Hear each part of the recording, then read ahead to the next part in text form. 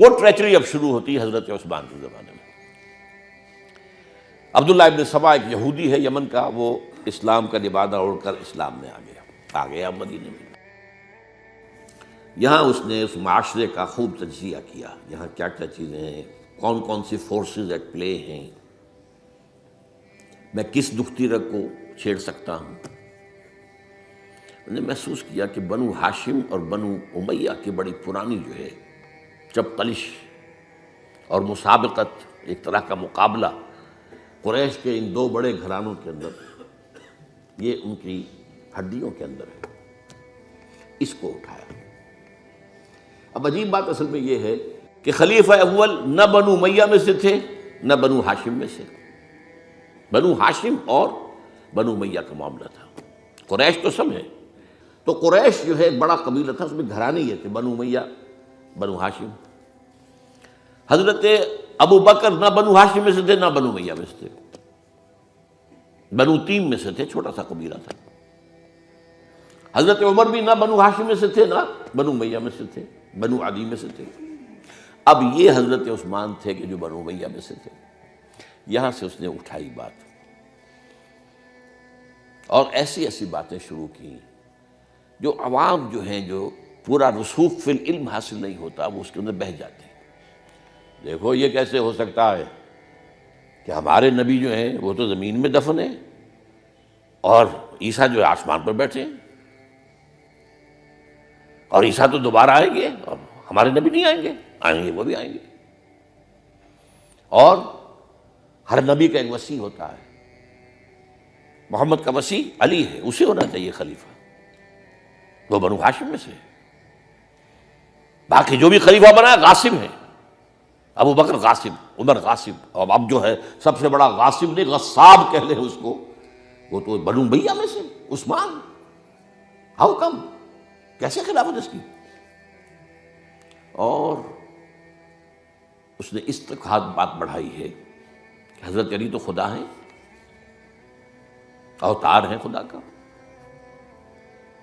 یہ ساری باتیں اس نے پھیلائی اور فتنہ برپا کیا، اور اس کی ایک خاص ٹیکنیک اس نے ایجاد کی۔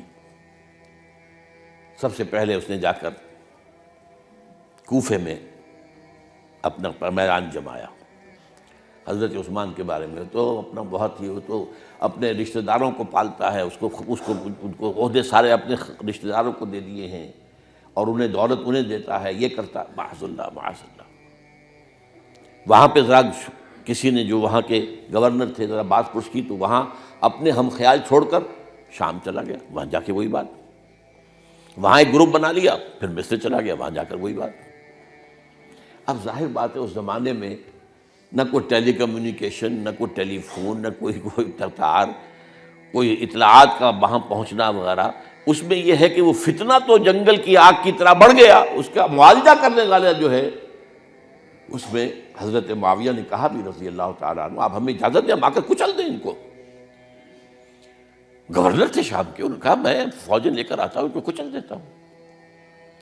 حضرت عثمان فرماتے نہیں، جب تک یہ کوئی ایسا جرم کر نہ دیں کہ جس پر وہ گویا کہ زد میں آ جائیں، قانون کی زد میں۔ اگر یہ مجھے قتل کرنا چاہتے ہیں قتل کر دیں، پھر اس سے قصاص لے لینا، لیکن جب تک یہ قتل کرتے نہیں تو میں کس جرم میں انہیں ماروں؟ عمرو بن العاص کی طرف سے آتا رہا، لیکن نہیں۔ بہرحال یہ فتنہ اتنا بڑھا اتنا بڑھا اتنا بڑھا، مدینے میں حضرت علی کہتے رہے آپ ہمیں اجازت دیں، ہم ان کو ختم کریں۔ یہ ایک علیحدہ بات ہے، میری کتاب جو ہے شہید مظلوم کا مطالعہ کیجیے، آپ اس کی تفصیل میں جانے کا یہ موقع دیں گے۔ یہ کتنی بڑی عظیمت ہے۔ لوگ سمجھتے ہیں کہ یہ تو بڑی کمزوری دکھائی حضرت عثمان، میں کہتا ہوں اس سے بڑی عظیمت کوئی نہیں ہو سکتی۔ انہوں نے کہا میں کسی کلمہ گو کی جان لینے کو تیار نہیں ہوں جب تک کہ اس کے اوپر کوئی جرم ثابت نہ ہو جائے۔ کلمہ گو ہے، آپ اندازہ کیجئے، اس پر اڑے رہنا، ڈٹ جانا۔ یہ تو وہی بات ہے جو حابیل نے کہی تھی اپنے بھائی سے قابیل سے کہ بھائی جان اگر آپ مجھے قتل کرنے کے لیے ہاتھ بڑھائیں گے تو میں تو اپنا ہاتھ نہیں اٹھاؤں گا آپ کو قتل کرنے کے لیے۔ میں تو چاہتا ہوں کہ آپ اپنے گناہوں کے ساتھ میرے گناہ بھی لے جائیں، مجھے قتل کر دیں گے تو میرے گناہ جو ہیں سارے آپ کے خاطر ہو جائیں گے۔ حضرت عثمان 1000 مربع میل کا رقبہ ہے جس کے اوپر کہ ان کی حکومت چل رہی ہے، اور فوجیں ہیں مصر سے اور دمشق سے بار بار اجازت مانگ رہی ہیں۔ یہاں حضرت طلحہ، حضرت زبیر، حضرت علی اجازت مانگ رہے ہیں، نہیں،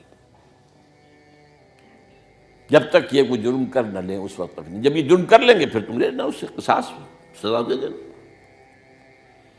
چنانچہ آخری وقت تک بھی یہ ہوا ہے کہ حضرت علی کے دونوں صاحبزادے حضرت حسن، حضرت حسین، حضرت عثمان کے دروازے پر کھڑے پہرا دے رہے تھے، عبداللہ ابن زبیر پہرا دے رہے تھے، لیکن وہ جو بلوائی تھے وہ پچھواڑے سے کہیں دیوار پھلانگ کے گئے، انہوں نے حضرت عثمان کو شہید کیا رضی اللہ تعالیٰ۔